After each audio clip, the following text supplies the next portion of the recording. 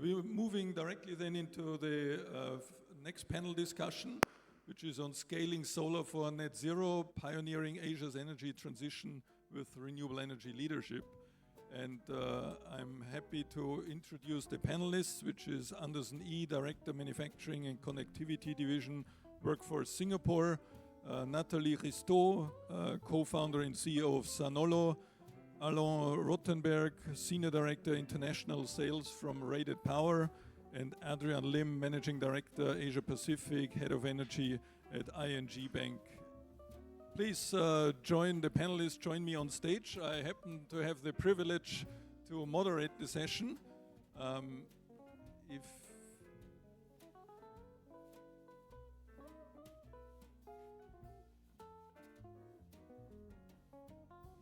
If you could get seated along the way, that makes it easier for others to, to find out who you are.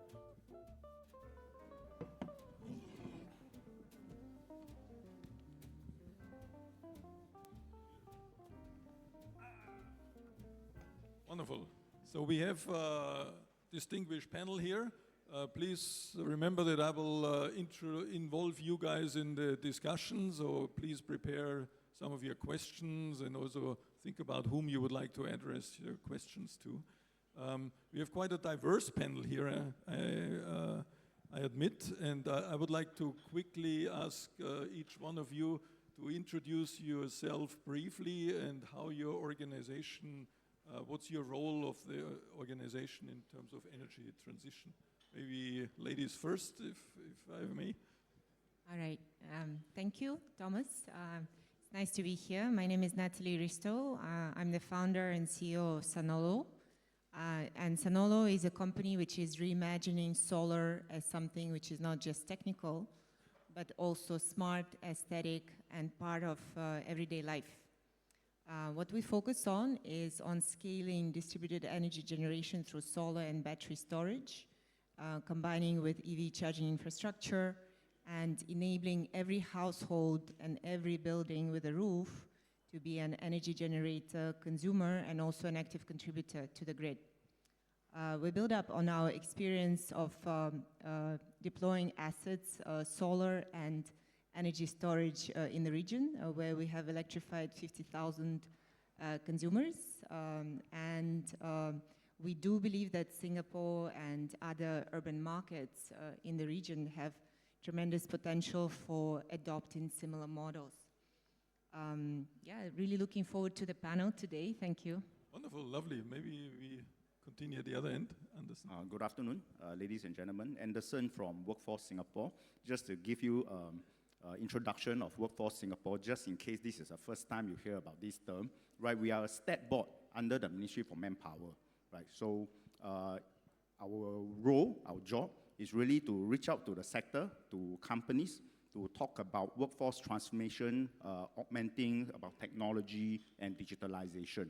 So our role is to come in and then understand, what is the transformation in your workplaces, how does that impact the workforce, and we come in with grants and funding to support you in the transition. So glad to be here. I am not an expert in the energy space, but I will give you some value add in terms of how you can bring your workforce along in your transition to new area of work. Yeah. Okay. Alon? Hey everyone, a pleasure to meet here. My first time in Singapore, so I'm a bit of a newbie in the region. So I'm leading sales at RatedPower, which is a part of SERIS, the largest energy SaaS in the world. Data analytics, oil and gas, minerals, midstream, and in recent years they acquired our company in Spain to diversify their portfolio into the solar and storage world and into the renewables sector. And we're leading the efforts globally to empower many of our customers to accelerate their development process with PV, batteries, hybridization models, and bringing best practices from some of the more mature markets and bringing them into emerging markets. And we're seeing very good results globally, and excited to be here and talk about what we can offer our many customers. We have over 5,000 users just of RatedPower. and looking forward to answering your questions. Thank you. Okay, wonderful. Adrian. Yep. Good morning. Well, almost good afternoon. My name is Adrian Lian. I look after the energy sector business for ING Bank. We're a Dutch bank headquartered in the Netherlands. Singapore is our regional headquarters. When I say energy for us, that's the electrons and the molecules. Today is a conversation around the molecules. Electrons. And I've got coverage across Australia, Southeast Asia, South Asia, and North Asia.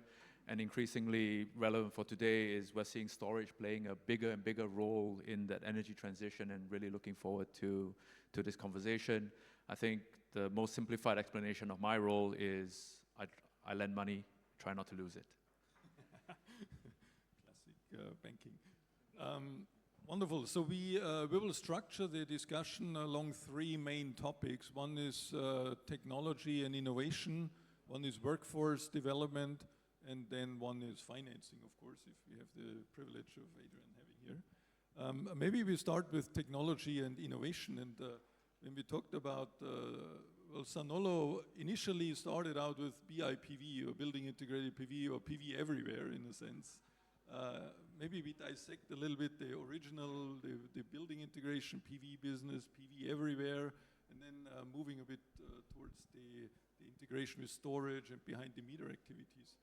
For BIPV, because BIPV is almost a lifeline for Singapore, we need much more.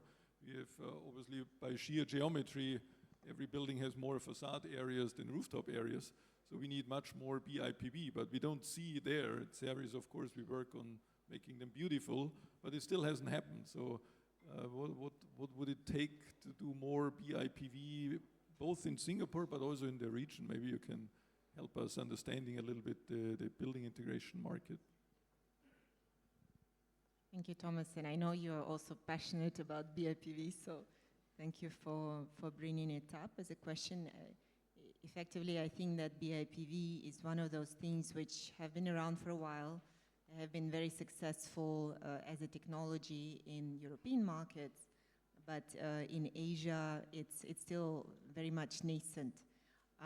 The reason for that, of course, it's a technology which is mature on one hand, but there are still gaps in adopting it at a larger scale. And of course, in terms of starting from the awareness as one, when we work with architects and we have to really dissect to the details of how things will be implemented and integrated on the building facade, or on the roof, with roof tiles for that instance. It's the complexity of the solution goes beyond the traditional solar, which is the reason number one.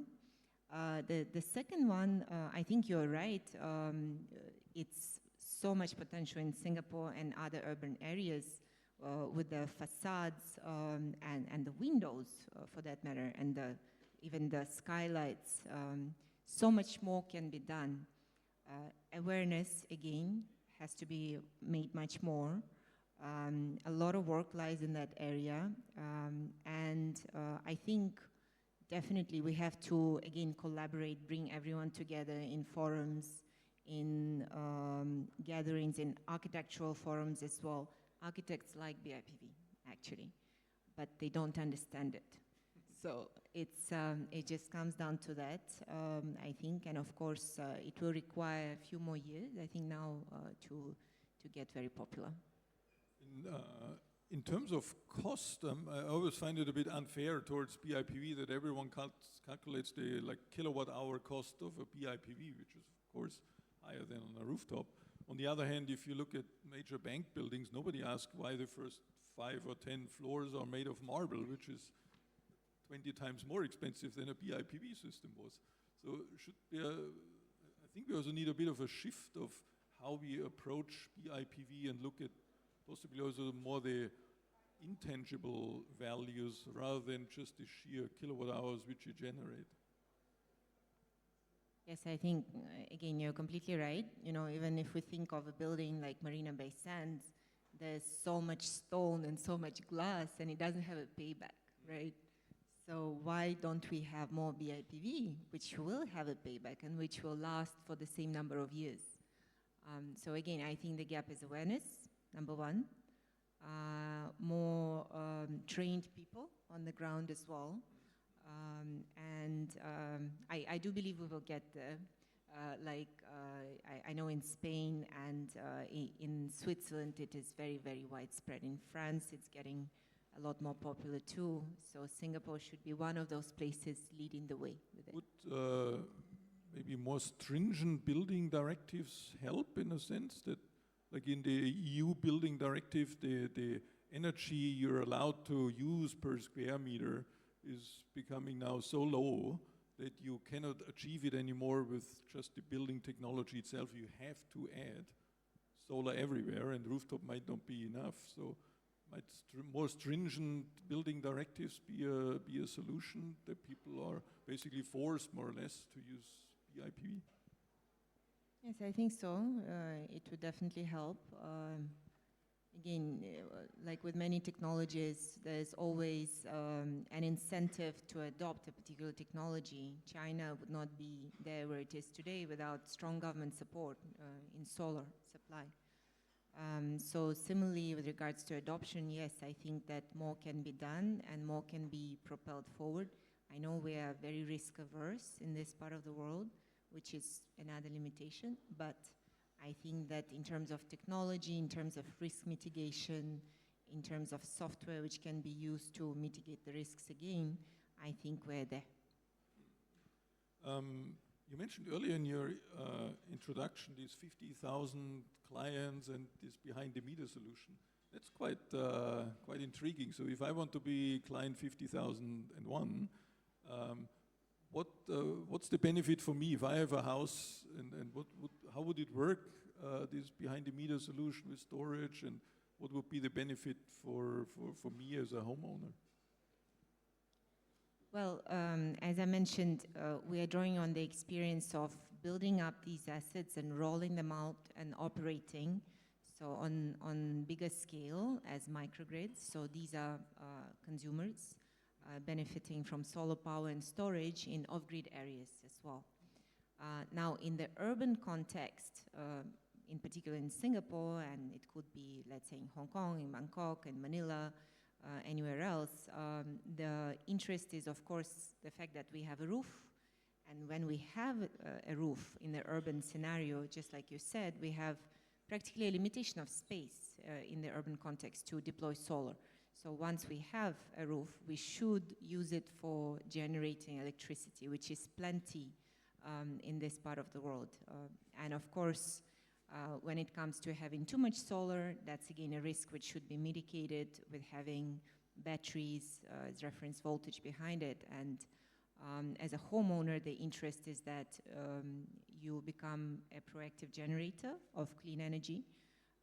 You're a consumer, you're consuming the cheapest electricity possible, and of course you're also a contributor to the grid. So it becomes really that decentralized, democratized, and digital grid, the grid of the future, I would say. Okay, wonderful. If we stay in the technology space, Alon, you're basically a software as a service provider, if I understand this correctly, and then as a developer, and we talked about these gigawatt scale projects in the region in nearby Singapore. So they could subscribe to your service, and then instead of reading books and trying to figure out how to design a system, they get it at a push of a button. Did I understand this correctly? Correct. A few pushes of the button. There is a very short onboarding period of getting to know the software, but we have removed many layers of manual calculations and tasks to be able to get various models both on the planning of the PV side, but also on the financials. It's not a bankability software, but it does support with documentation as well. So all the manual Excels are exported. There's a slight validation, but we have seen many customers, even here in the region, win tenders and projects thanks to our software. Even yesterday, a customer visited our booth and thanked us that they won their first project in Malaysia with our software, and they were very grateful, in the Philippines as well. So yeah, in a few clicks and a very fast onboarding in a fully SaaS deployed model, our users can compete in projects, plan projects, and execute them. How do you cope with the fast changes in technology, in the sense that you have now you have monofacial, you have bifacial solar panels, you have tracking, non-tracking, single axis. Can the software cope with all these new technologies, or are there limitations? I would not be a technology company if I would not say AI first. And that's the big step we're taking. We were recently acquired by Blackstone, with us doubling down on AI, innovation, international expansion. And this comes with a very strict policy on AI first.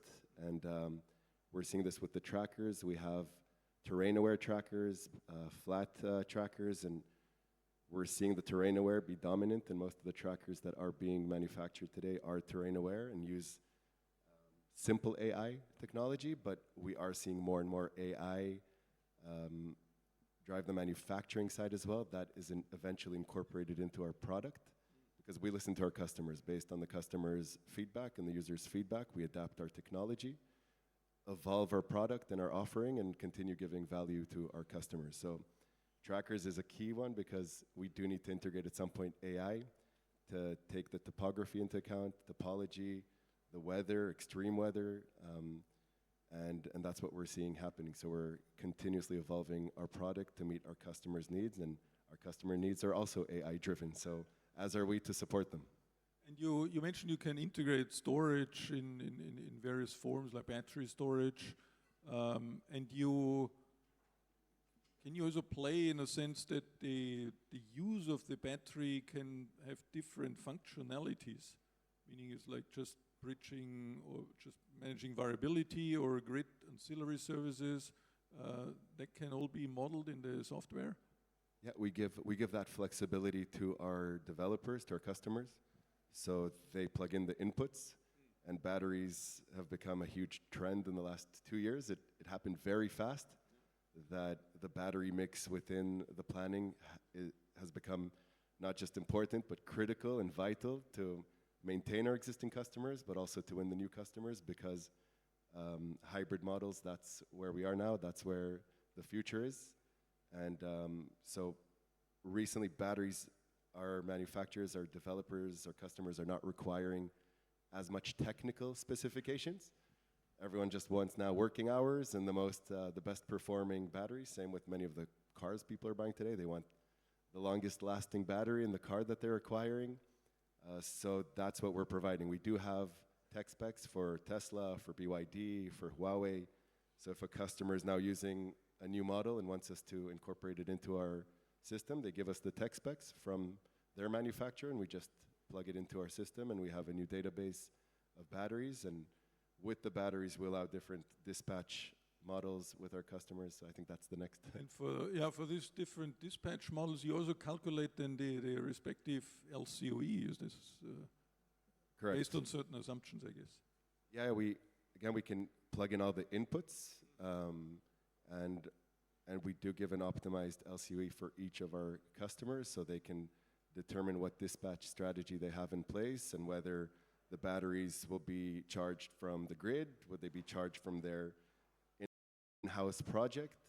And we're seeing that happen more and more. And there's even standalone battery projects where also they have different dispatch strategies and are more for emergency use in the cases we've seen, but more and more for data centers now across Europe and North America, even in this region, or even hydrogen.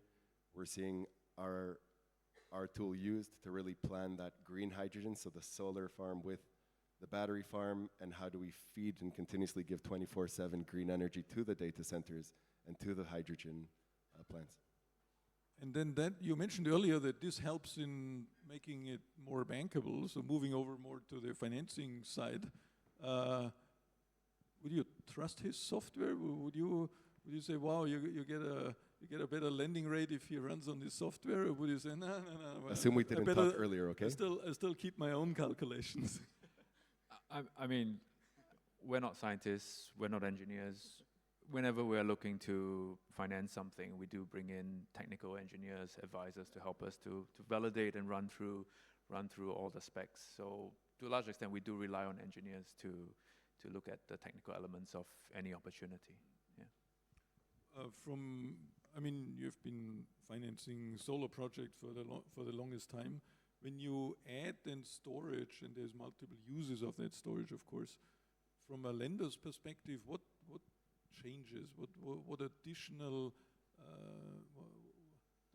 does it make you more comfortable, or it creates more discomfort on your end? Or? I mean, I think the answer really depends on the country that you're talking about, because what does a battery do? It's got about 0.2-second response time. So in the early days, we felt that maybe that's a product best fit for a grid operator or utility. But now with how costs have come down so dramatically, actually time shifting and being kind of moving the electrons to be supplied when the sun's not shining makes a lot more economic sense today. So coming back to your question, it depends on the country. In a country where you've got a lot of solar already penetrating the grid and you're having a negative price environment, then batteries make sense to time shift. In a country where, particularly countries where there's an open access route to market, a merchant market, I think it makes sense where batteries can also operate to provide ancillary services, provide grid stability. So we will look at that. So it really depends country by country what is specific that the battery could be helpful. Sometimes it's time shifting and sometimes it's grid stability. And then when it's integrated, which ultimately bolsters the integrity of the project that you're financing, because solar standalone, for example, in a country like the Philippines, works well today, but if you fast forward 10 to 15 years and you look at where it would penetrate, then you do have to worry about things like curtailment and negative price environments and making sure that the money we lend out can be repaid over that time horizon. I mean, these few days, everyone is talking about these big import projects into Singapore, which will have, apart from the large solar generator, of course, huge amounts of batteries. From your perspective, is this, from a technological perspective, like, yeah, it's solar and storage, it's just a magnitude bigger, or do you see other concerns for probably just from the sheer magnitude of these projects? Are they bankable in a sense? I mean, I think the technology is quote-unquote proven and people will bank them. I think delivering it at scale is a logistics question. If you just break down the number of containers that need to go on site and the time frames at which you deliver, I think there's a logistics question around this. I think to answer your question, it's not about just a technical solution, but what are the policy settings, what is the regulatory framework, what is the route to market, who are you selling the power to? Is it affordable in the long term? Is it sustainable? Will people continue to buy that power over the life of the project? Because the difference between solar and storage today versus, for example, Singapore, where we're 95% gas-fired, is your variable cost of solar and storage is fixed today. Whereas for gas-fired power plant, actually your variable cost is the prevailing cost of LNG. And so the risks that someone takes investing in a large-scale solar and storage project today is that in 5 years' time, if someone comes in with much lower capex on solar and storage, their effective LCOE is going to be so much lower. Are you still going to be able to compete, and you've already sunk all that capital? So there's a lot of facets around that. That long story short, I think these things will happen, these projects will happen, but there's a few moving parts that need to be sorted out still. How do you see the kind of merchant risk that associated with these projects? Because of course, when you build the project and you put in the storage, then your LCOE is fixed for the next 20 over years. But then your offtake is still, if it goes to Singapore, market-based, and Singapore will likely not move away from the market-based, from its existing electricity market. So you have a fixed line, and like UK, they have this contract for difference to mitigate some of these variability risks. But how do you look at it from a lender's perspective, that you have a fixed cost line and a variable offtake? Yeah, I mean, I think when banks look at projects in the merchant market, that probably is one of the biggest sources of risk. And so there's obviously a desire to step away from that. But I think that steps into kind of policy settings, which is not really in my domain. But if we look at other countries across the world, you have scenarios where you've got contracts for differences, you've got subsidy programs.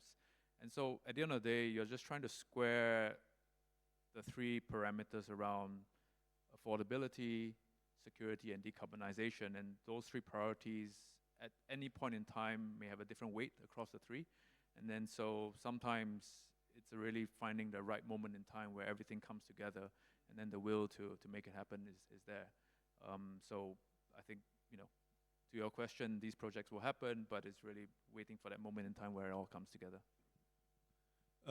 Yeah, I'm also sure that they will happen, but they also need to get implemented, and that's why I'm very happy to have Anderson here on the panel, because everyone is talking about technology and financing, and that's where it stops, but things have to get implemented with high quality. We have to make sure that standards are put in place, that they are also followed on the ground.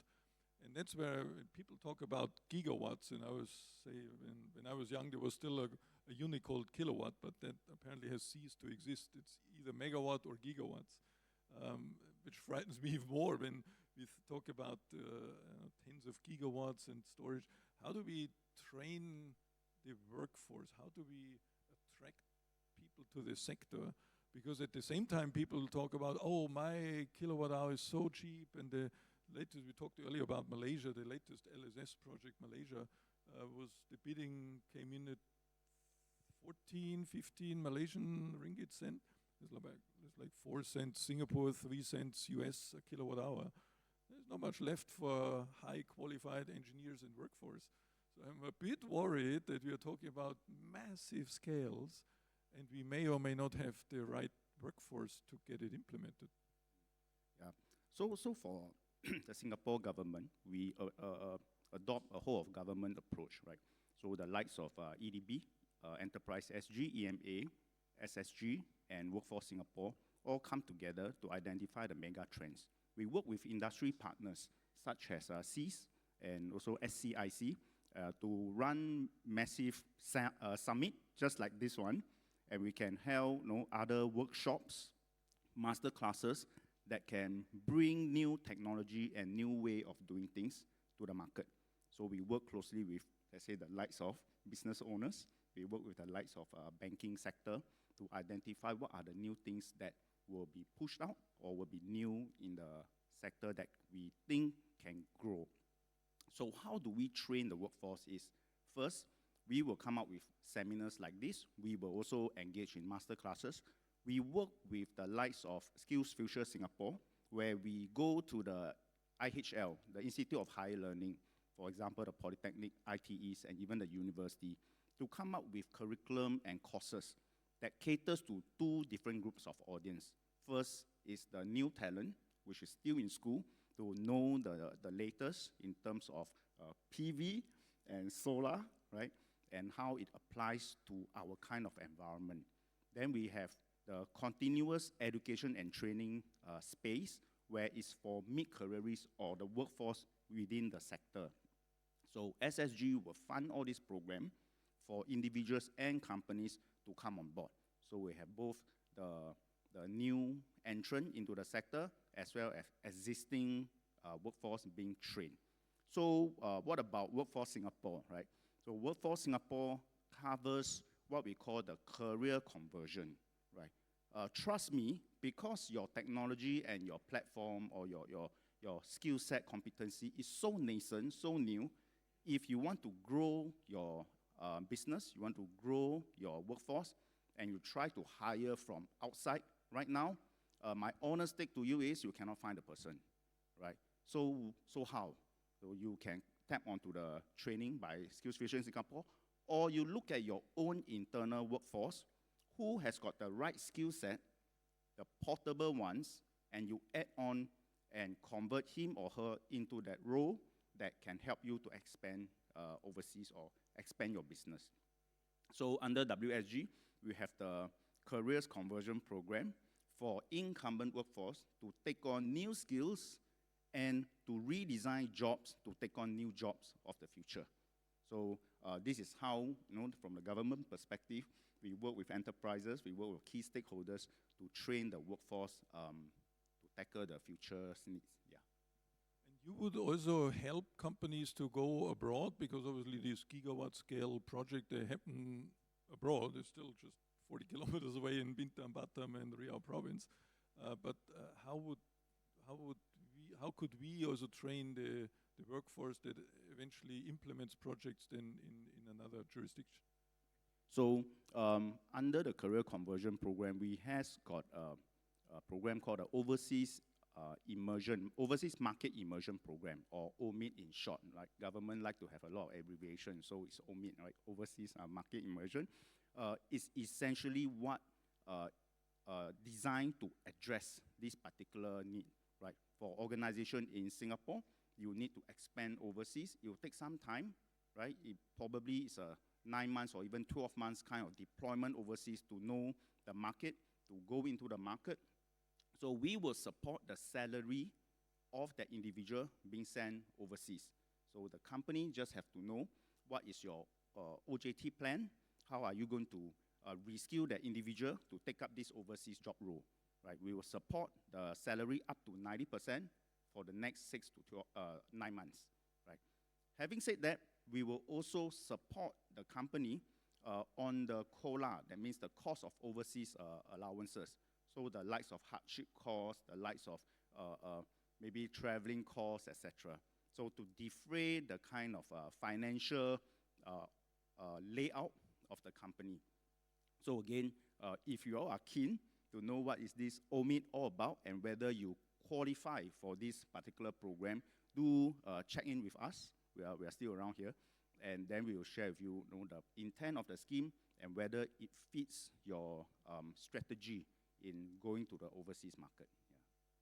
Yeah. And I think timing is right and almost urgent, because Singapore could be the nucleus for this large-scale project, because they all happen in front of our doorstep in a sense, and they benefit Singapore after all.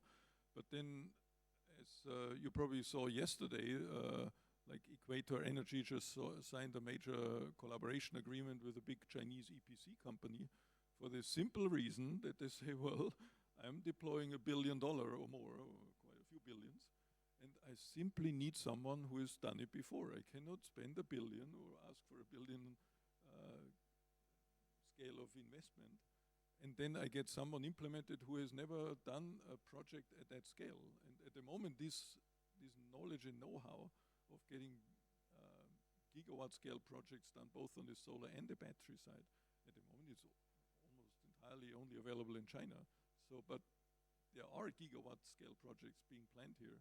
So I think it's a huge opportunity right now to build up that expertise, but probably more on the higher level design and how to implement.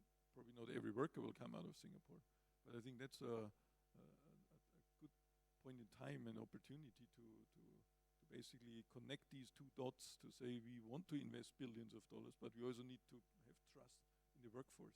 I mean, if I may just comment, I would also say the ways of working are also changing. You know, I financed my first solar project 10 years ago. Now today, when we're talking to our clients and we're talking about their operations and maintenance program, they're using drones to do thermographic testing.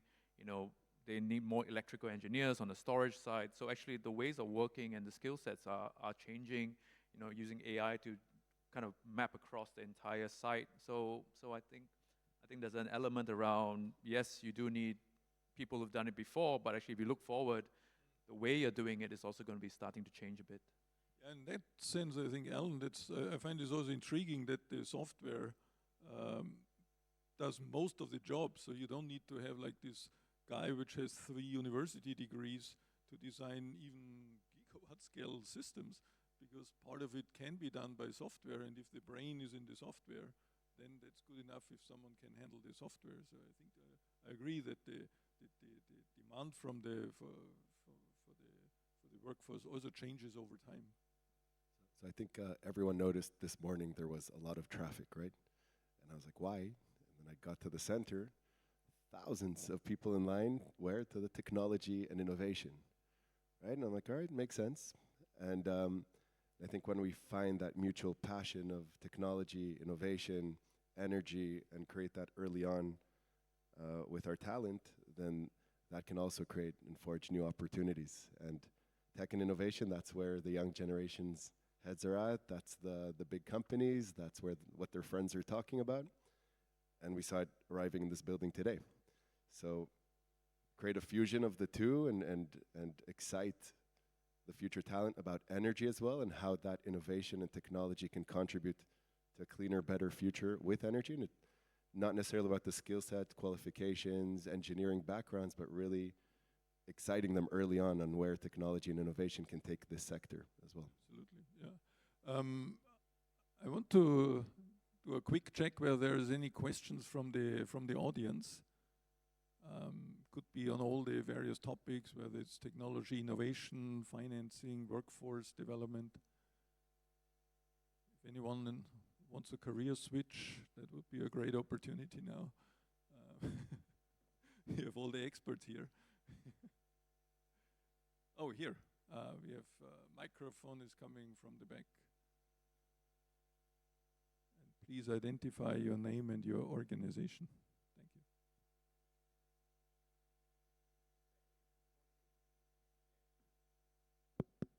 All right. Hi, my name's Kapil. I am the CEO of Mirante Green Energy. My question's actually on distributed energy systems, and it's to Adrian, and then I'll come back to Anderson as well in a bit. So, Adrian, I just want to understand, how do you see distributed energy systems? It's so hard to finance those in this part of the world, but these are going to grow, right? You have the population of billions of people living in this part of the world, while if you look at Germany, you look at the US, distributed systems have grown, let's say, something like 100x now in the last 10 years. It's not 10x, it's 100x. And globally, about 10 million homes gets to basically 100 million homes by 2030 and to 40 million homes, you know, by 2040, 2045. So how do you see this financing, right? So that's piece one of the question. And Anderson, a question to you is, we are looking at changing the entire workforce, right, of basically these needs and the energy transition that's happening. So the needs are not only based on, let's say, the kind of, how do we create this vibrancy in this energy sector, which has traditionally been very, let's say, slow to move? How do we create that excitement that e-commerce had at one point? So that's a question for you. Thank you. Thanks. I mean, if we say distributed, I think there's sub-definitions of that. And for example, are you saying individual residential rooftops? Are you talking CNI solar? I mean, for ING, we financed CNI portfolios in the region. We financed a platform recently called Cleantech Solar, and they deliver rooftop solar to corporates across Southeast Asia. Then there's another element around, actually, can you finance residential rooftop solar?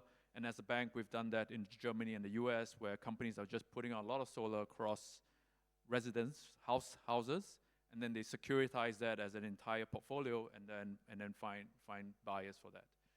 So coming back to your point, I think distributed solar and storage is part of the net zero solution. Then the question is, how do you finance that? I think the reality is, for me, sitting in a bank, I've got a small team of, say, 5 to 6 people. It's always a case of how do I get scale or find a structure that allows me to do a deal that is commensurate with the size of the team. So a lot of times is figuring out a financing structure that's scalable. And I think there's another dimension around, as you scan across all the countries in Southeast Asia, everybody's got a slightly different regulatory framework.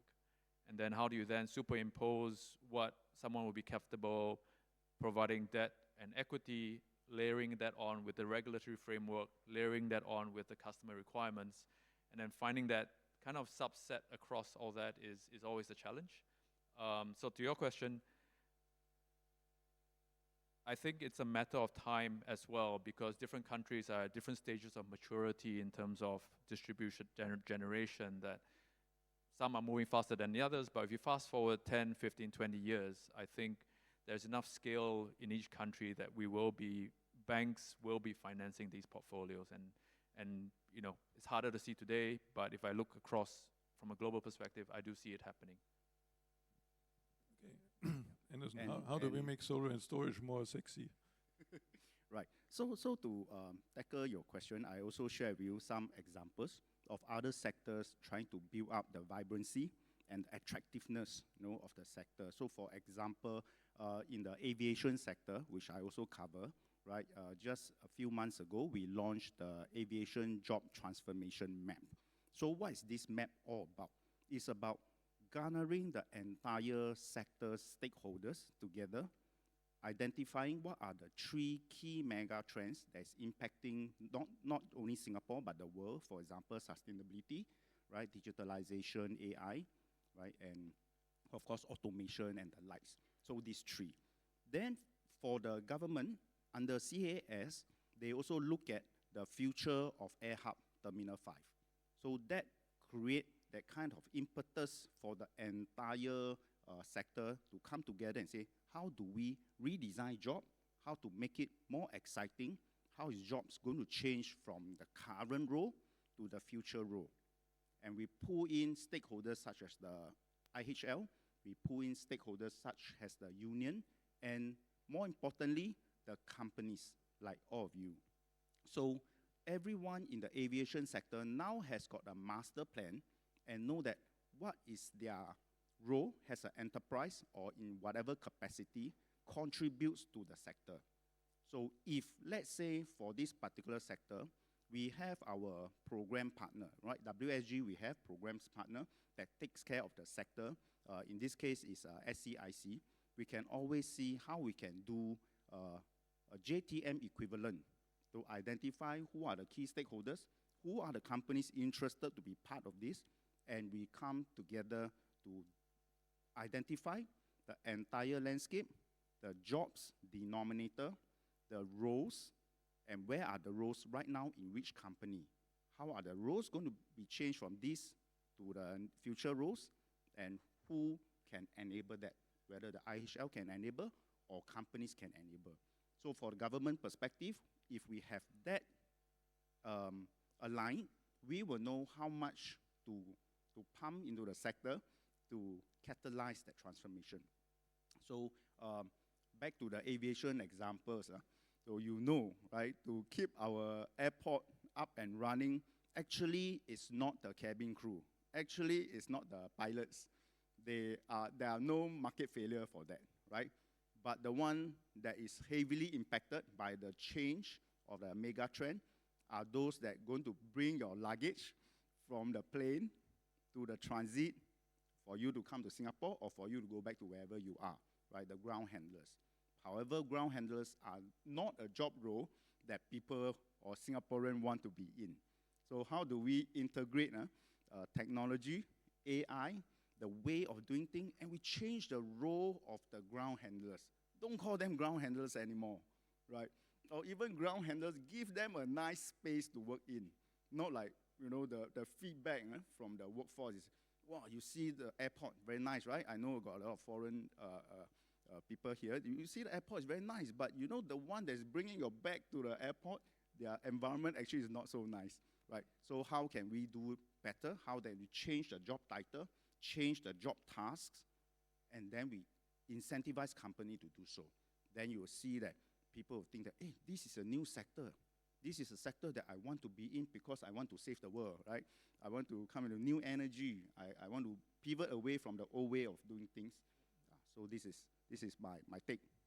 Yeah. And I think it's also to combine more functionalities makes it also more interesting. So your distributed energy, I fully agree with that.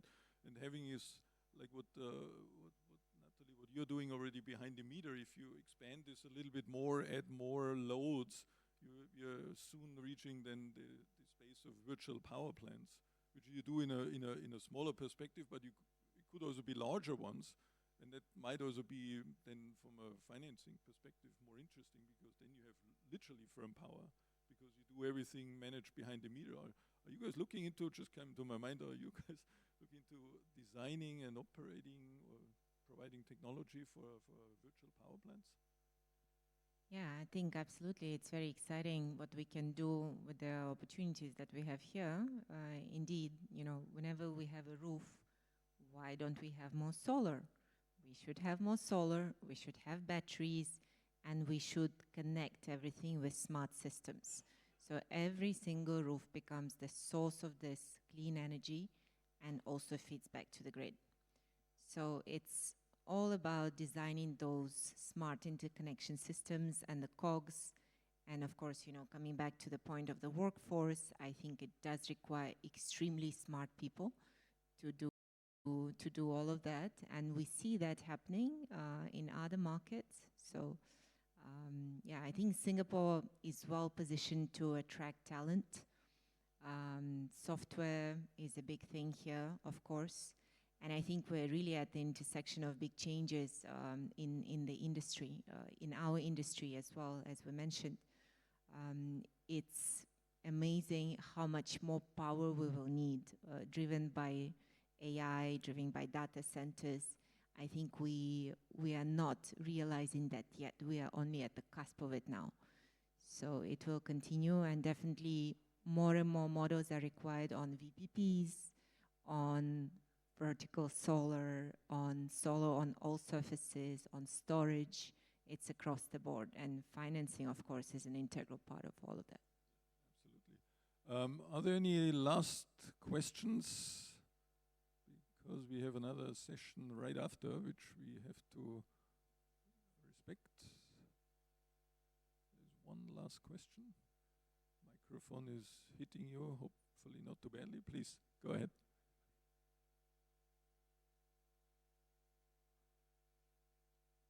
Hello? Yes, sorry.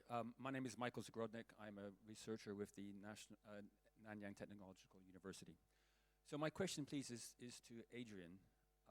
You mentioned that when evaluating a project, you consider the risk of future competitiveness. In particular, that future investments will be cheaper and current investments now will not be able to compete. So at the moment, how far do you project? How far is your confidence level now before you start to say, well, I'm not so confident about those numbers today? How far is your projection of confidence? To be honest, not very far. Let me explain. I think the reality is no one really knows what these cost curves will look like. I think you could probably say solar has pretty much flattened out. But with batteries, specifically LFPs, it's a bit hard, at least from my perspective, I'm not a scientist, it's a bit hard to say. And so the point then becomes, how do you make an investment decision without really knowing what it would look like? I mean, you could read 1,000,001 reports, but where the rubber hits the road is, are you going to get your money back? And so accepting that you don't really know, you then have to look around and see what other alternatives are there to mitigate that risk. You know, an easy mitigant is, okay, I would like fixed price power. You know, that's an easy mitigant, and maybe you could then have a scenario where actually you could have it for 5 to 10 years. Can you make it work? And you run sensitivities. Okay, after that, you know, how much lower could an alternative source of power come in to compete with you? And then in that scenario, would you already have been repaid a substantial amount of your investments, whether debt or equity, such that you could then still compete with newer sources of power coming in? So that's one kind of scenario we play out, and a whole bunch of other scenarios. So really, there is no hard and fast rule. I think the reality is you try to crystal ball, but you don't rely on that crystal ball, and you then try to come up with alternative structures, whether it's on the revenue side, whether it's on the financing side. Are you a bit more conservative? Do you change your repayment profile? Do you have less debt, or do you crowd in other partners? Yeah, I wish there was an easy answer, but the reality is we're working in an environment where it's a bit hard to crystal ball some of the technologies. That then the onus is on us to figure out alternative ways to still make that investment decision in that environment of uncertainty. Thank you. Okay, wonderful. Yeah, thanks again. And I would like to thank all my panelists here, because I think the combination of technology, innovation, workforce and financing. That's basically what you need to get a project done properly and not only design, build, but also operated over the many years. And please give a big round of applause to our panelists here.